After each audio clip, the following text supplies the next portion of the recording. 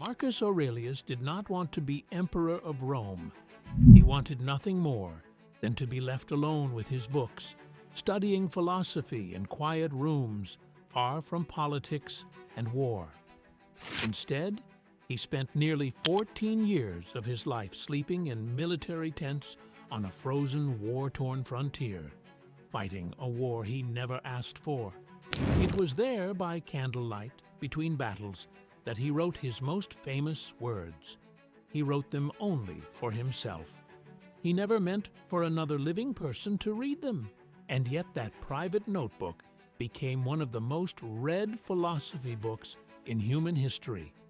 How does a man who hated war become one of Rome's greatest wartime emperors? Here is the full truth. Marcus was born in Rome in the year 121 into a wealthy, well-connected family. His father died when Marcus was just a small child, so his grandfather stepped in and raised him inside a household full of senators, generals, and old Roman tradition. Even as a boy, Marcus stood out.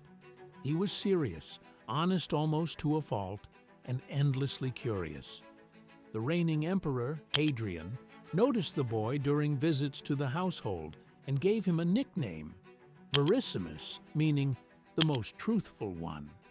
Hadrian, one of the most powerful men on earth, made a habit of personally checking on the boy's education as he grew. By the time Marcus was 7, a rotating series of private tutors, handpicked to shape a future ruler, had already begun training him in grammar, rhetoric, and Roman law. That single nickname would define the rest of his life. Hadrian had no son of his own, so he built a careful plan to control who would rule Rome long after he was gone. He adopted a middle-aged senator named Antoninus as his heir, but only on one condition. Antoninus had to adopt young Marcus as well and raise him to rule someday. Just like that, a boy with no royal blood became next in line to run the largest empire on earth. He did not choose this path. It was chosen for him, years before he was old enough to understand what it meant. And somewhere in his teenage years, Marcus made a choice of his own. It was a choice that would put him on a collision course with the very throne he was being groomed to inherit. But what happened next was something no one in the palace could have predicted. The heir to the Roman Empire was about to turn his back on almost everything the empire valued. Around age 12, Marcus started dressing like a poor philosopher instead of a Roman prince. He wore a rough Greek cloak, gave up soft bedding, and began sleeping on the bare ground, training his body to want less. He had discovered Stoicism. It was a philosophy that taught him to focus only on what he could control. Everything else, including fear, anger, and the desire for luxury, he learned to simply let go. Let's call this the philosopher's choice. While every other young noble in Rome chased pleasure and status, Marcus was quietly preparing himself to want neither. For the next 2 decades, he trained under some of the best teachers in the empire. He studied law, rhetoric, and above all, Stoic philosophy, under a strict tutor named Junius Rusticus. Rusticus went further than any teacher before him. He lent the young prince his own private copy of the writings of Epictetus, a former slave turned philosopher. Those teachings on inner freedom and self-control would shape Marcus's thinking for the rest of his life. By the time Antoninus Pius died in the year 161, Marcus was nearly 40 years old. He was more philosopher than soldier and about to inherit the most powerful throne on the planet. His first act as emperor broke centuries of Roman tradition completely. Marcus insisted on sharing the throne with his adopted brother, Lucius Verus, making him a full co-emperor instead of ruling alone. In other words, one throne but 2 emperors equal in name and law. No Roman had ever done this before. Lucius was almost Marcus's opposite in temperament, easygoing, fond of banquets, chariot races, and every comfort Marcus had spent years training himself to reject. Advisors quietly warned him that splitting power always ended in disaster, that one brother would eventually turn on the other the moment real pressure hit. Marcus did it anyway. It was a strange decision for a man about to inherit total power, but it fit exactly who he was. Duty over ambition, loyalty over greed. He did not want the throne. He would at least share the weight of carrying it. He had no idea just how heavy that weight was about to get. Almost immediately, the empire began to fall apart around him. In the east, Parthian forces invaded Roman territory, and Lucius Verus marched out to stop them, while Marcus stayed in Rome to manage the government. The Roman army won that war after years of hard fighting, but the soldiers marching home carried something far worse than victory back with them. They brought back a plague, likely smallpox, that tore through the entire empire for years. It swept through crowded cities, army camps, and trade routes, killing an estimated 5 million people before it finally burned itself out.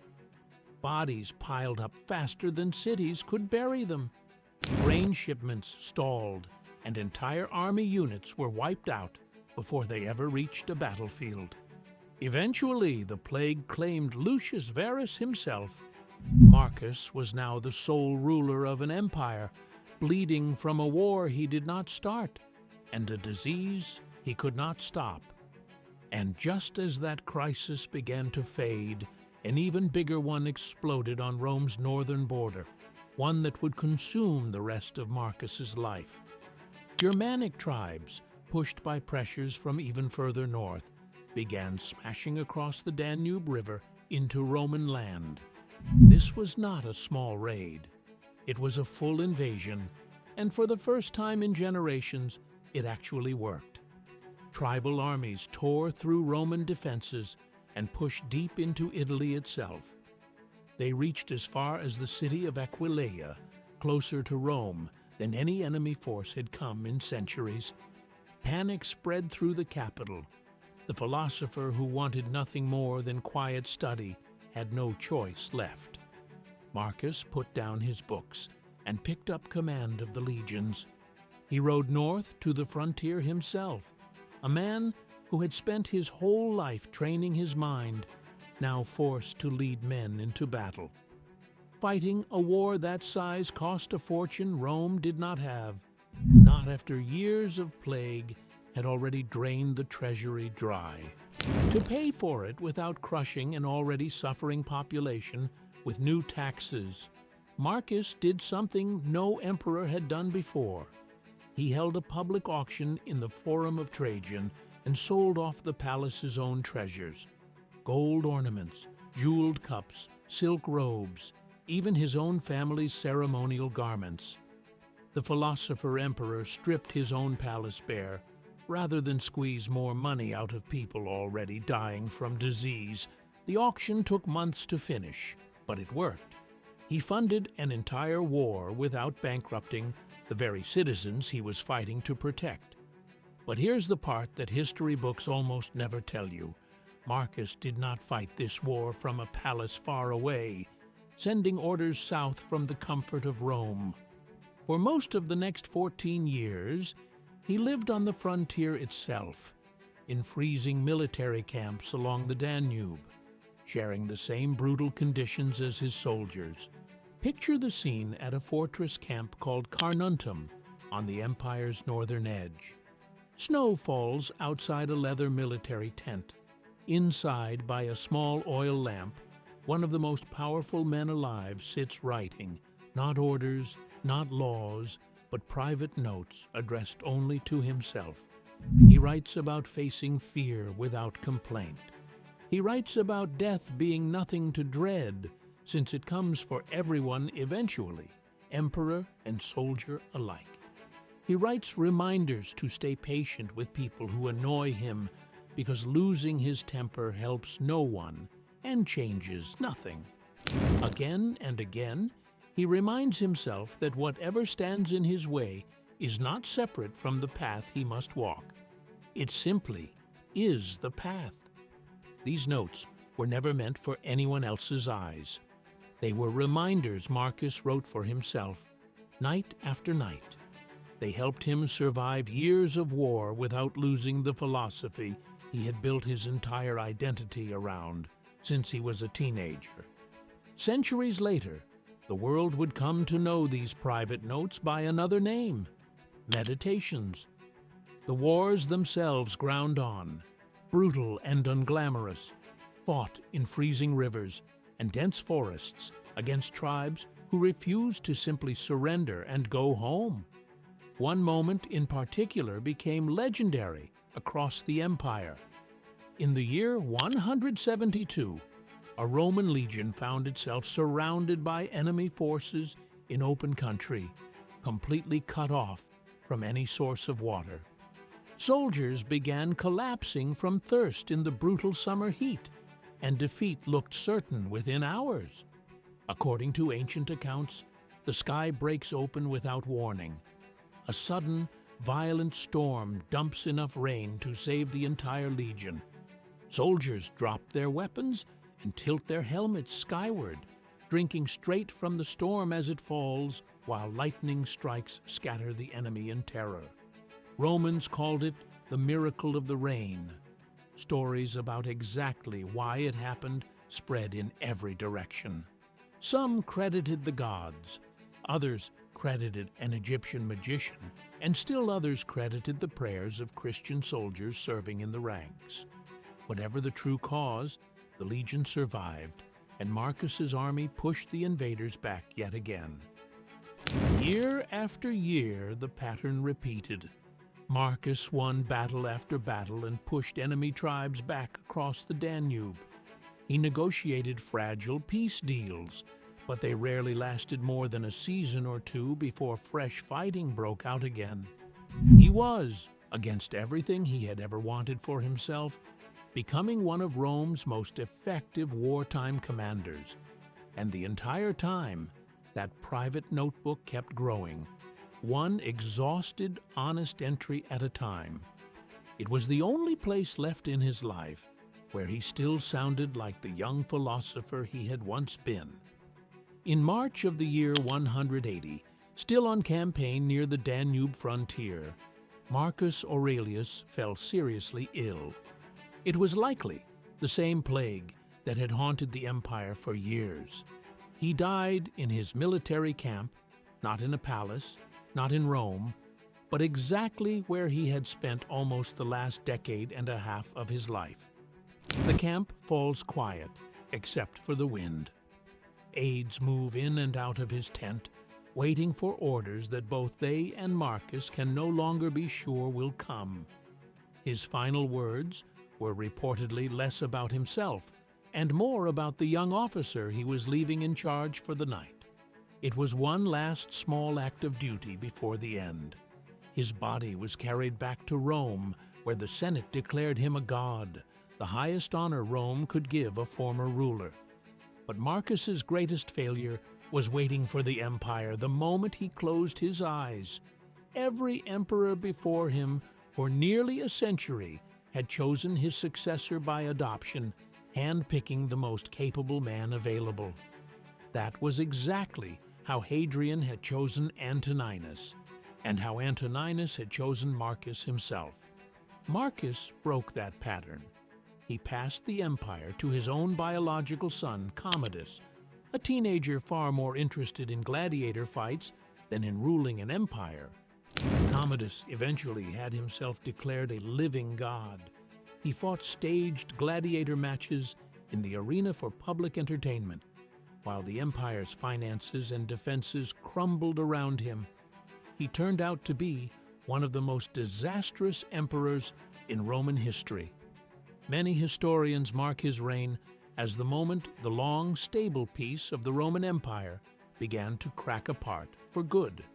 Commodus was assassinated by his own wrestling partner in the year 192. Rome plunged into a year of chaos with 5 different men claiming the throne at once. It was the exact kind of collapse that 2 centuries of careful, adopted succession had been built specifically to prevent. The philosopher who spent his whole life writing about wisdom and duty made one decision that undid so much of it, choosing his own son over a better ruler. Some historians believe that single choice helped set the empire on a path toward decline. And yet, the thing Marcus valued least about his own life turned out to be the thing that outlived everything else he built. His armies are gone. His empire eventually crumbled entirely, centuries after his death. But that private notebook, the one he never intended for anyone else to read, survived by pure chance through nearly 1,900 years of copying, translating, and rediscovery. Today, meditation sits on the shelves of soldiers, presidents, athletes, and ordinary people. They are all looking for the exact same thing Marcus was looking for in that freezing tent: a way to stay steady when everything around you is falling apart. It has been kept on the nightstands of world leaders. It has been read by elite athletes preparing for competition, and carried into modern wars by soldiers who never studied Latin or Roman history. All of this nearly 1,900 years after a tired emperor wrote it down for no one but himself. So here is the real question this story has been building toward. A man who spent 20 years training himself not to want power ended up defending an empire almost single-handedly for nearly a decade and a half. Then he lost almost everything he protected through one final decision about his own son. Was any of it worth it? The honest answer is not simple, and it says less about Rome than it says about what Marcus actually valued most. Marcus never once claimed that writing down his private thoughts each night made him a better emperor. He wrote simply because it was the only way he knew to stay human inside a job that demanded he act like something closer to a machine, unshaken, unbothered, endlessly dutiful. Maybe that is the real lesson buried inside this story. Power does not usually change who a person already is underneath. It just adds pressure year after year until only the truest version of that person is left standing. Marcus Aurelius never wanted to be a warrior. He wanted to be a student of wisdom, left alone to think. Instead, history handed him 14 years of war, a plague, a crumbling frontier, and a son who would undo almost everything he sacrificed to protect. The empire he spent his life defending eventually fell apart anyway, and Commodus made sure that decline started sooner rather than later. But the notebook Marcus wrote only for himself, in the coldest, loneliest years of his life, is still being read today, nearly 1,900 years later, by people who never conquered anything and never ruled anyone. He never set out to leave the world a masterpiece. He was only trying to survive one more freezing night on a frontier he never chose, one honest sentence at a time. Sometimes the things we do purely for ourselves in the quietest, most private moments end up outlasting every empire we ever built for the world to see. If this story changed the way you think about power and about what actually lasts long after the people who built it are gone, hit the like button. It helps more people find this story.